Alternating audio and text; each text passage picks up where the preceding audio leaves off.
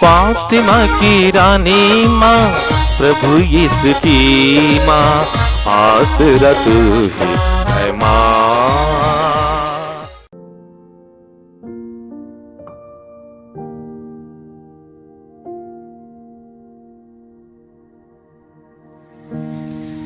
पहला पाठ राजाओं का पहला ग्रंथ, अध्याय 11, पद संख्याएं 4 से 13 तक।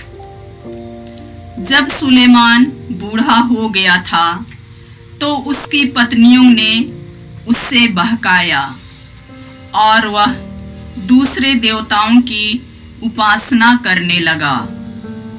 वह अपने पिता दाऊद की तरह प्रभु के प्रति पूर्ण रूप से ईमानदार नहीं रहा। वह सीदोनियों की देवता अशारता और अमोनियों के घृणित देवता मिलकोम की उपासना करता था। उसने वह काम किया जो प्रभु को अप्रिय है और वह अपने पिता की तरह प्रभु के प्रति ईमानदार नहीं रहा। उस समय सुलेमान ने यरूशलेम के पूर्व की पहाड़ी पर मोआबियों के घृणित देवता कामोश के लिए और अमानियों के घृणित देवता मोलेक के लिए एक एक मंदिर बनवाया। उसने अपनी दूसरी पत्नियों के लिए भी वही किया और वे अपने अपने देवताओं को धूप और बलिदान चढ़ाया करती थी। इसलिए प्रभु सुलेमान पर क्रुद्ध हुआ, क्योंकि वह इस्राएल के प्रभु ईश्वर के प्रति ईमानदार नहीं रहा। ईश्वर सुलेमान को 2 बार दिखाई दिया और उसने उस अवसर पर उससे अन्य देवताओं की उपासना करने से मना किया था, किंतु उसने उस आदेश का पालन नहीं किया था। प्रभु ने सुलेमान से कहा, तुमने यह काम किया, तुमने मेरे विधान और मेरे दिए आदेशों का पालन नहीं किया, इसलिए मैं तुमसे राज्य छीनकर तुम्हारे सेवक को दे दूंगा। किंतु तुम्हारे पिता दाऊद के कारण मैं तुम्हारे जीवन काल में ऐसा नहीं करूंगा। मैं उसे तुम्हारे पुत्र के हाथ से छीन लूंगा। मैं सारा राज्य भी नहीं लूंगा। मैं अपने सेवक दाऊद और अपने चुने हुए नगर यरूशलेम के कारण तुम्हारे पुत्र को एक ही वंश प्रदान करूंगा। यह प्रभु की वाणी है। ईश्वर को धन्यवाद। भजन अनुवाक्य। तू अपनी प्रजा को प्यार करता है, हे प्रभु मुझे भी प्यार कर। तू अपनी प्रजा को प्यार करता है, हे प्रभु मुझे भी प्यार कर। धन्य है वे जो प्रभु की संहिता का पालन करते और हर समय सदाचरण करते हैं। तू अपनी प्रजा को प्यार करता है, हे प्रभु मुझे भी याद कर। अनुवाक्य। तू अपनी प्रजा को प्यार करता है, हे प्रभु मुझे भी प्यार कर। तू अपनी प्रजा को प्यार करता है, हे प्रभु मुझे भी प्यार कर। वे गैर यहूदियों से हिलने मिलने और उनकी रहन सहन अपनाने लगे। वे उनकी देव मूर्तियों की पूजा करने लगे और वही उनके लिए फंदा बन गया। अनुवाक्य। तू अपनी प्रजा को प्यार करता है, हे प्रभु मुझे भी प्यार कर। तू अपनी प्रजा को प्यार करता है, हे प्रभु मुझे भी प्यार कर। वे उन देवताओं के आदर में अपने पुत्र पुत्रियों को बलि चढ़ाने लगे। प्रभु का कोप भड़क उठा, वह अपनी प्रजा से घृणा करने लगे। अनुवाक्य: तू अपनी प्रजा को प्यार करता है, हे प्रभु मुझे भी प्यार कर। तू अपनी प्रजा को प्यार करता है, हे प्रभु मुझे भी प्यार कर। जय घोष। हालेलुया। जो वचन आप लोगों में बोया गया है और जो आपकी आत्माओं का उद्धार कर सकता है, उससे ग्रहण कीजिए और उसके अधीन रहिए। हालेलुया। प्रभु आप लोगों के साथ हो और आपकी आत्मा के साथ। संत मार्कुस के अनुसार पवित्र सुसमाचार। हे प्रभु तेरी महिमा हो। अध्याय 7 पद 24 से 30 तक। यीशु वहां से विदा होकर तीरुस और सीदोन प्रांत गए। वहां वे किसी घर में ठहरे और वे चाहते थे कि किसी को इसका पता न चले, किंतु वे अज्ञात नहीं रह सके। एक स्त्री ने, जिसकी छोटी लड़की एक अशुद्ध आत्मा के वश में थी, तुरंत ही इसकी चर्चा सुनी और वह उनके पास आकर उनके चरणों पर गिर पड़ी। वह स्त्री गैर यहूदी थी, वह तो जन्म से सुरूफिनी की थी। उसने यीशु से विनती की कि वे उसकी बेटी से अबदूत को निकाल दे। यीशु ने उसे कहा, पहले बच्चों को तृप्त हो जाने दो। बच्चों की रोटी लेकर पिल्लों के सामने डालना ठीक नहीं है। उसने उत्तर दिया, जी हाँ प्रभु। फिर भी पिल्ले मेज के नीचे बच्चों की रोटी का चूर खाते ही हैं। इस पर यीशु ने कहा, जाओ, तुम्हारे ऐसा कहने के कारण अब्दूत तुम्हारी बेटी से निकल गया है। अपने घर लौटकर उसने देखा कि बच्ची खाट पर पड़ी हुई है और अब्दूत उससे निकल चुका है। प्रभु का सुसमाचार। हे क्रिस्त तेरी स्तुति हो। जय यीशु क्रिस्त में प्रिय भाई और बहनों, आज का पहला पाठ राजाओं के पहले ग्रंथ से है। अध्याय 11 पद संख्याएं 4 से 13 तक में हमने सुना कि राजा सुलेमान बूढ़ा हो गया था और उसने अपनी पत्नियों को खुशामद करने के लिए अन्य देवी देवताओं की पूजा की। उसने अम्मोनियों को, मोआबियों को और अन्य कई कुलों को खुशामद करने के लिए, खुश रखने के लिए उनके लिए अलग अलग मंदिर बनवाए। पहाड़ी स्थानों पर अन्य देवताओं की पूजा के लिए प्रोत्साहित किया। इसलिए ईश्वर ने 2 बार दर्शन देकर ईश्वर ने उसको चेतावनी दी। फिर भी सुलेमान ने नहीं माना, ईश्वर की बात नहीं मानी। इसलिए ईश्वर ने प्रकट होकर यह संदेश दिया, तुमने यह काम किया, तुमने मेरे विधान और मेरे दिए आदेशों का पालन नहीं किया, इसलिए मैं तुमसे राज्य छीनकर तुम्हारे सेवक को दे दूंगा। तो राजा दाऊद, सुलेमान के बाप पिता दाऊद के समान सुलेमान ईमानदार नहीं था, ईश्वर के प्रति ईमानदार नहीं था। दाऊद ने कभी किसी अन्य देवी देवताओं की पूजा नहीं की, सच्चे ईश्वर की सच्ची आराधना की। लेकिन सुलेमान ऐसा नहीं था। इसलिए ईश्वर ने आगे बताया किंतु तुम्हारे पिता दाऊद के कारण मैं तुम्हारे जीवन काल में ऐसा नहीं करूंगा। मैं उसे तुम्हारे पुत्र के हाथ से छीन लूंगा। मैं सारा राज्य भी नहीं लूंगा।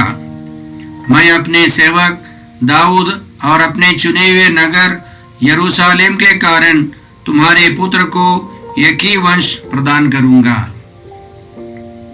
तो इसी तरह सुलेमान की पराजय शुरू हो गई। हालांकि ईश्वर ने उसको प्रज्ञा से भर दिया था, तो क्यों सुलेमान ने सच्चे ईश्वर को छोड़ दिया, महापाप किए? हमें समझना है कि उस जमाने में यीशु नहीं आए थे। यीशु के पुनरुत्थान की कृपा, दुखभोग पुनरुत्थान की कृपा उसको नहीं मिली थी, इसलिए उसको दंड भोगना ही है। साथ साथ हम याद रखें, कोई भी व्यक्ति दूसरे लोगों के, बुरे लोगों की सलाह पर चलेंगे तो वह व्यक्ति गलती करेगा।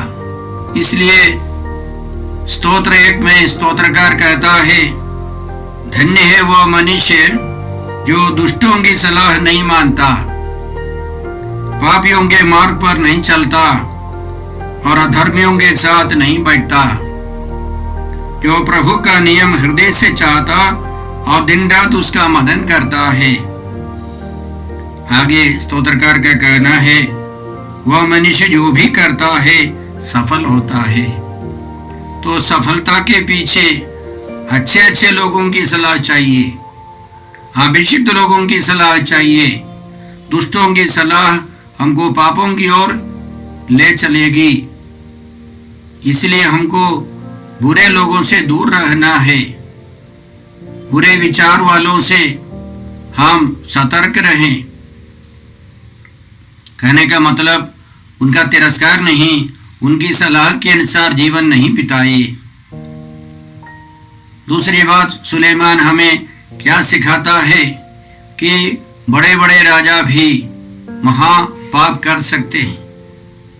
राजा महाराजा, हमारे राष्ट्र नेता सब यदि किसी एक गुट को, एक विभाग को खुश रखने के लिए उनकी सलाह को माने, ईमानदारी से नहीं बेईमानी से दूसरों की सलाह माने, तो हमारे नेता लोग भारी भारी गलती कर सकते हैं। इस दुनिया में बहुत सारी समस्याओं का कारण हमारे नेतागण है। जिनको अगुवाई करनी थी वे सही अगुवाई नहीं करते, सही नेतृत्व नहीं है, वो समाज बिखर जाता है, बर्बाद हो जाता है। इसलिए हमें प्रार्थना करनी है कि हमको अच्छे अच्छे नेता मिले, दाऊद के समान ईश्वर के प्रति ईमानदार नेता मिले। इसके लिए हमें हर रोज प्रार्थना करनी है। आज का सुसमाचार संत मार्कुस के सुसमाचार से हैं। अध्याय 7 पद संख्याएं 24 से 30 तक हमने सुना। इसमें यीशु ने एक गैर यहूदी महिला की बेटी को अबदूत से मुक्त कर दिया। सामान्य तौर पर हम लोग पढ़ने से हमको लगता है कि यीशु ने एक अबदूतग्रस्त व्यक्ति को स्वतंत्र कर दिया, लेकिन बाइबल पंडितों के अनुसार इस भाग को समझने के लिए हमें इस पूरे संदर्भ को देखना है। उनके अनुसार अध्याय 6 पद संख्याएं 30 से लेकर अध्याय 8 पद संख्याएं 38 तक जो है उसको रोटी का भाग कहते हैं। इसमें रोटियों के बारे में वर्णन है। आखिर रोटियों का यह वर्णन इशारा करता है परम प्रसाद की ओर। तो यीशु ने पहले रोटियों को बढ़ाकर खिलाया, 5000 पुरुषों को और महिलाओं को, बच्चों को सब खिलाया। बहुत सारे टुकड़े बच गए। फिर अध्याय 8 में यीशु ने रोटियों को बढ़ाकर खिलाया भारी भीड़ को, 4000 लोगों को। और वह पहले जो चमत्कार है वह यहूदी परिवेश में था, दूसरा चमत्कार गैर यहूदी इलाके में था, और इसके बीच में इस महिला के बारे में हम लोग पढ़ते हैं। तो सामान्य तौर पर हम कह सकते हैं यीशु ने एक चमत्कार किया, एक अबतूतग्रस्त लड़के को मुक्त किया, और गहराई से ध्यान देने से हमको पता चलता है कि यह परम प्रसाद के बारे में है।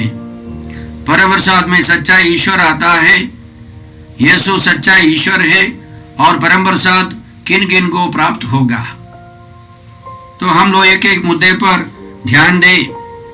आज के पाठों के आधार पर यीशु वहां से विदा होकर तीरुस और सीदोन प्रांत गए। वे किसी घर में ठहरे और वे चाहते थे कि किसी को इसका पता न चले। यीशु क्यों इसी तरह गुप्त रहना चाहते हैं? वास्तव में यीशु चाहते हैं उनके बारे में सबों को सही जानकारी हो, गलत जानकारी ना हो। जब हम लोग पढ़ते हैं तो हमको लगता है कि यीशु चुपके से इधर उधर जाना चाहते हैं, चमत्कार करके यीशु गुप्त रूप से रहना चाहते हैं। ऐसा नहीं, यीशु चाहते हैं कि उनके बारे में सबके सब सही रूप से समझे, सही जानकारी प्राप्त हो। क्योंकि जब चमत्कार करते हैं अन्य लोग, बहुत सारे लोग सोचते हैं कि एक चंगाई देने वाले, चमत्कार करने वाले एक महान व्यक्ति आए हैं। यीशु ईश्वर का पुत्र है, यीशु मसीह है। ध्यान रखें, संत मार्कुस के सुसमाचार की शुरुआत में उन्होंने यह वाक्य दिया है, ईसा मसीह, ईश्वर के पुत्र ईसा मसीह के सुसमाचार का प्रारंभ। तो यीशु चाहते हैं कि सभी मनुष्य यह समझे कि यीशु ईश्वर के पुत्र हैं, यीशु मसीह है, अभिषिक्त है, मुक्तिदाता है। अन्य जानकारी नहीं, सही जानकारी चाहिए। आगे हम पढ़ते हैं, एक स्त्री ने जिसकी छोटी लड़की एक अशुद्ध आत्मा के वश में थी, तुरंत ही इसकी चर्चा सुनी और वह उनके पास आकर उनके चरणों पर गिर पड़ी। तो किसी ने उस महिला को बताया था कि यीशु ईश्वर है, ईश्वर का पुत्र है, यीशु मसीह है। यीशु के पास जाने से आपकी बेटी के अबदूत की जो समस्या है वो दूर हो जाएगी। इसलिए उसने आकर यीशु की आराधना की, चरणों पर गिर पड़ी। इसका मतलब है उसने यीशु की आराधना की। और संत मार्कुस लिखते हैं, वह स्त्री गैर यहूदी थी, वह जन्म से सुरूफिनी की थी। तो गोत्र से, इलाके से वह बिल्कुल पूर्ण रूप से गैर यहूदी है। उसने यीशु से प्रार्थना की तो यीशु ने उसको जवाब दिया, पहले बच्चों को तृप्त हो जाने दो। बच्चों की रोटी लेकर पिल्लों के सामने डालना ठीक नहीं है। उस महिला ने जवाब दिया, जी हाँ प्रभु, फिर भी पिल्ले मेज के नीचे बच्चों की रोटी का चूर खाते ही हैं। तो उस महिला के द्वारा पवित्र आत्मा हमको सिखाता है कि यीशु सबसे पहले परम प्रसाद की स्थापना अपने शिष्यों के साथ करेंगे जो यहूदी हैं, और उसके बाद गैर यहूदी लोग भी परम प्रसाद ग्रहण करेंगे। ध्यान दे, हम सब गैर यहूदी हैं। किसी ने हमको सुसमाचार सुनाया, हमारे पूर्वजों को सुसमाचार सुनाया, और उन्होंने उस सुसमाचार में विश्वास किया, बपतिस्मा ग्रहण किया, दृढ़ीकरण संस्कार ग्रहण किया, पाप स्वीकार किया, परम प्रसाद में यीशु को ग्रहण किया, तो यीशु अनंत जीवन की रोटी हमारे अंदर आती है। यह यीशु की योजना है। जब यीशु ने यह सुना उस महिला के मुंह से, तो यीशु ने क्या कहा? जाओ, तुम्हारे ऐसे कहने के कारण अब्दू तुम्हारी बेटी से निकल गया है। और वह घर लौटकर उसने देखा कि बच्ची खाट पर पड़ी हुई है और अब्दू दूध से निकल चुका है। तो यीशु ने खुश होकर के, अन्य सुसमाचार में हम लोग पढ़ते हैं, यीशु कहते, नारी तुम्हारा विश्वास महान है। जब उसने स्वीकार की, पहले परम प्रसाद यहूदियों को, यीशु के शिष्यों को मिलने दे, उसके बाद हमको भी मिले, हम भी हकदार है। यीशु खुश होकर कहते हैं, जाओ, और तुम्हारे ऐसा कहने के कारण अब तो तुम्हारी बेटी से निकल गया है। यानी जब हम लोग परम प्रसाद ग्रहण करते हैं, यीशु के वचन को ग्रहण करते हैं, अनंत जीवन यीशु रोटी के रूप में हमारे जीवन में आते हैं, शैतान निकल जाता है, बुराइयां दूर हो जाती है। याद रखें, आदिम कलीसिया में उनके पास इसी तरह बाइबल नहीं थी। शिष्यों के मुंह से सुनने वाले वचन यीशु के वचन थे या पर्चे में लिखित वचन थे, लेकिन हर रोज वे लोग यीशु के वचनों को दोहराकर रोटी तोड़ते थे। दाकरस लेकर यीशु की प्रार्थना बोलकर वचन दोहराकर वे भक्ति से विश्वास के साथ ग्रहण करते थे। उनको विश्वास था कि यीशु उनके हृदय में आ गए हैं। न केवल यहूदी लोग, धीरे धीरे गैर यहूदी लोग विश्वासियों में शामिल हो गए।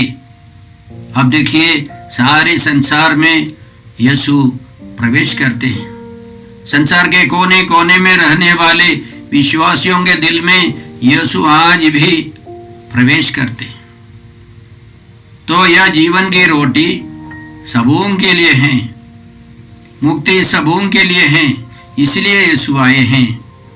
तो यूनानी हो या यहूदी या कोई भी व्यक्ति हो, वह सब यीशु को ग्रहण करने के लिए हकदार है। हम इस महान योजना के लिए धन्यवाद देते हैं। यीशु सबों की मुक्ति के लिए आए हैं। हम प्रभु को धन्यवाद देकर प्रार्थना करें कि संसार भर के सभी लोग यीशु के वचनों को सुने, यीशु की ओर आकर्षित होकर यीशु के शरीर और लहू को योग्य रीति से ग्रहण कर सके। याद रखें, यीशु बोले, संसार की ज्योति मैं हूं, स्वर्ग से उतरी हुई वह अनंत जीवन, वह स्वर्ग से उतरी हुई जीवन की रोटी मैं हूं। यदि कोई वह रोटी खाएगा तो वह अनंत काल तक जीवित रहेगा। जो रोटी मैं दूंगा वह संसार के जीवन के लिए अर्पित मेरा मांस है। हम यीशु को योग्य रीति से ग्रहण करें। इन दिनों कोरोना के कारण बहुत सारे चर्च बंद है, फिर भी हम लोग वचन सुनकर आत्मिक तौर पर यीशु को ग्रहण कर सकते हैं, यीशु को अपने दिल में स्वागत करते हैं। साथ साथ हम पुरोहित आप सबों के लिए प्रार्थना करते हैं, जिनको यह अवसर नहीं है चर्च जाने के। हम प्रतिदिन मिसा में आप सबों को याद कर आपकी इच्छा पूरी करने के लिए, आपकी मन्नतों को पूरा करने के लिए प्रार्थना करते हैं। इस प्रकार हम एक साथ जुड़े रहते हैं। हे पिता ईश्वर, हे प्रभु यीशु, हे पवित्र आत्मा ईश्वर, आज के पवित्र वचनों के लिए हम धन्यवाद देकर प्रार्थना करते हैं कि हम सब सच्चे ईश्वर की ओर आकर्षित हो जाए। हम अन्य देवी देवताओं के पीछे ना जाए। सच्चे ईश्वर की सच्ची आराधना कर हम अनंत जीवन में प्रवेश कर सके। जीवन की रोटी यीशु को हम योग्य रीति से ग्रहण कर सके। हम यह प्रार्थना करते हैं प्रभु क्रिस्त के द्वारा। हमारे प्रभु यीशु क्रिस्त की कृपा, ईश्वर का प्रेम और पवित्र आत्मा का साहचर्य आप सबों को प्राप्त हो। आमीन। यीशु क्रिस्त में प्रिय भाई और बहनों, प्रभु यीशु ने हमें आदेश दिया है संसार के कोने कोने में जाकर सारी सृष्टि को सुसमाचार सुनाओ। सुसमाचार सुनने के लिए और सुनाने के लिए एक अच्छा मौका है। आप कृपया इस चैनल का सब्सक्राइब करें, लाइक करें, शेयर करें, बेल आइकन दबाएं ताकि यहाँ की नई वीडियोस की सूचना आपको मिलती रहेगी। साथ साथ आप दूसरों को भी प्रेरणा दें इसका सब्सक्राइब करने के लिए। याद रखें, कल के मिसा के दैनिक पाठ और उस पर टिप्पणियाँ आज ही दोपहर के बाद हम लोग अपलोड करते हैं। कृपया आज ही उसको सुनकर कल की तैयारी करें। प्रभु यीशु आपको और आपके परिवार को 100 गुनी आशीष देंगे। जय यीशु।